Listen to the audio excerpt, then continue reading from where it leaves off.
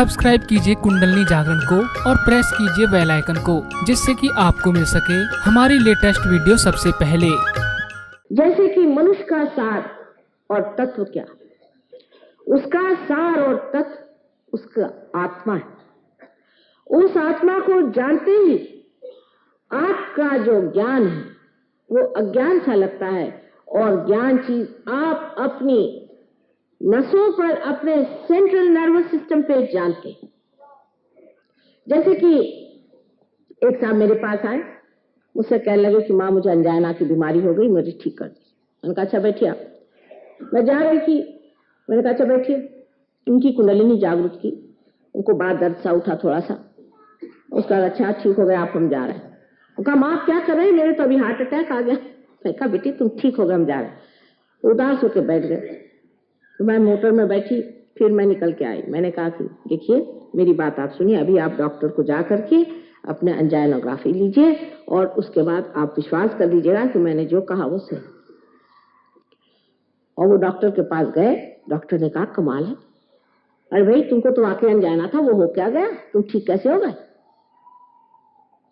सो आपका जो जानना है वो जानना क्योंकि डॉक्टर ने आपको बताया इसलिए जानना हुआ, और हमारा जानना इसलिए है कि आपकी जो वाइब्रेशंस हैं, आपके जो चैतन्य है, उसको हमारे आत्मा ने बता दिया।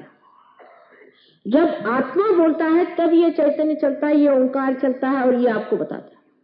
कोई सी भी बात जिसके बारे में आपको जानना हो कि ये आदमी की तकलीफ क्या, जब आप योगी हो जाते हैं आप उसके और हाथ करिए, आपके उंगलियों के इशारे पे आप बता सकते हैं कि इस आदमी को क्या बीमारी है।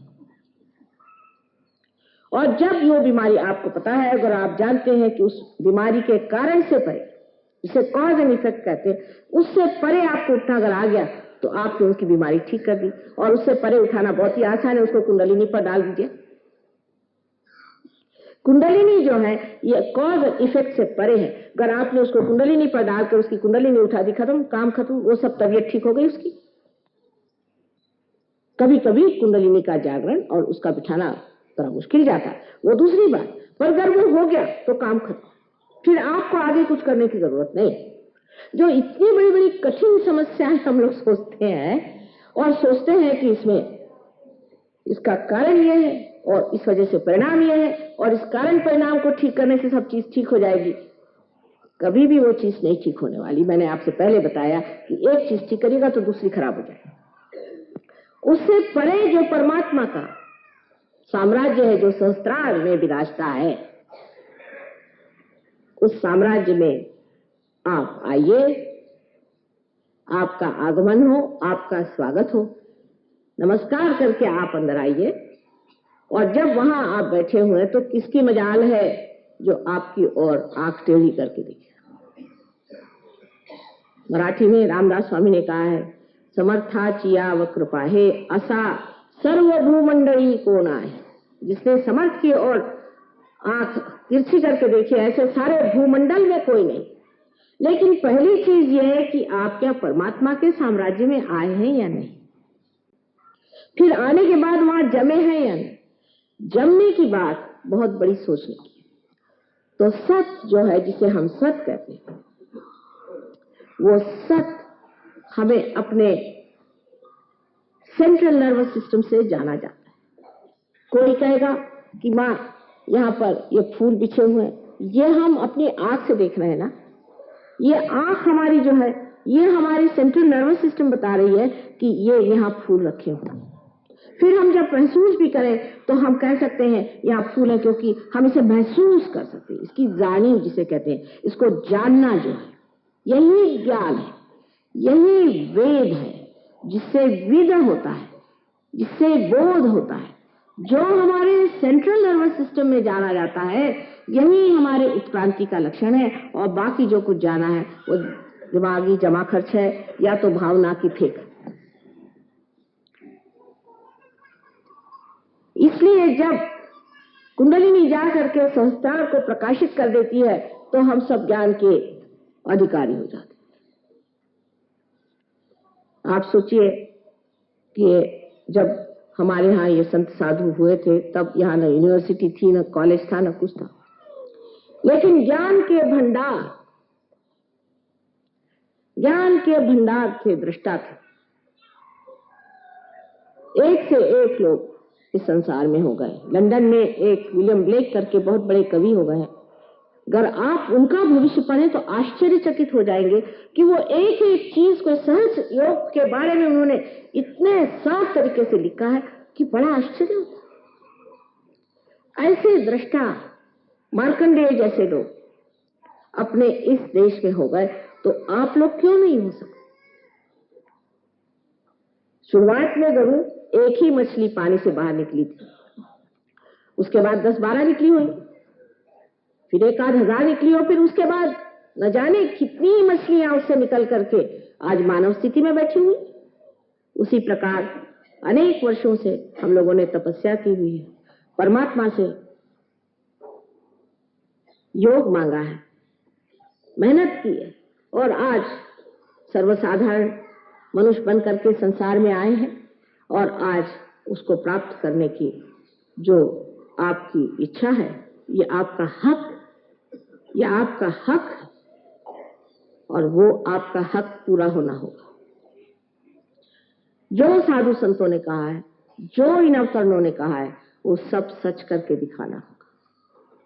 उसके लिए एक ही बस शर्त है कि कुंडलिनी का जागरण होकर के आपके अंदर वो प्रकाश जागृत हो, जो कि आपके नस नस में बहे, और आप जाने कि आप योगी जन हो गए। योगी जन हुए बगैर कोई सी भी बात समझाई नहीं जाती। तो आप सत्य हमारे मुंह से जो सुन रहे हैं वो सत्य है या नहीं, ये जानने के लिए भी आपको योगी जन होना चाहिए। क्योंकि हम जो कह रहे हैं हो सकता है झूठ कह रहे हैं, लेकिन अगर आप योगी जन हैं तो बस आप हाथ फैला करके जान सकते हैं कि आपके अंदर चैतन्य की लहरियां बह रही हैं, और आप समझ सकते हैं कि ये सच बात है। आप ये सवाल पूछे कि संसार में परमात्मा है या नहीं। परमात्मा है, इसलिए आपके अंदर चैतन्य की लहरियां बहना शुरू हुई। पर अगर किसी दुष्ट आदमी के लिए आप पूछे कि ये आदमी अच्छा है या बुरा है, तो हो सकता है कि ये तो पूरे चैतन्य बंद हो जाए, शायद आपको गर्मी आ जाए, शायद एक आध ब्लिस्टर भी आ जाए।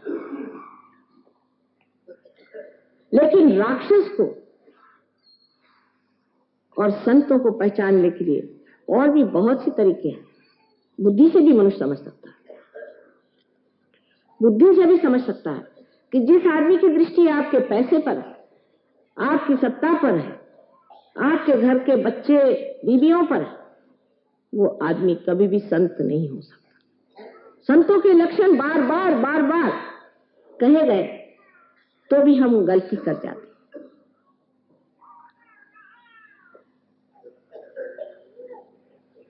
इसलिए पहले सत्य को जानने के लिए कुंडलिनी को हमारे संस्कार में प्रवेश करके उसको प्रकाशित करना चाहिए, जहां ये 1000 पंखुड़ियां जागृत होकर के सुंदर कलियों के जैसे, पंखुड़ियों जैसे सुंदर नृत्य करें।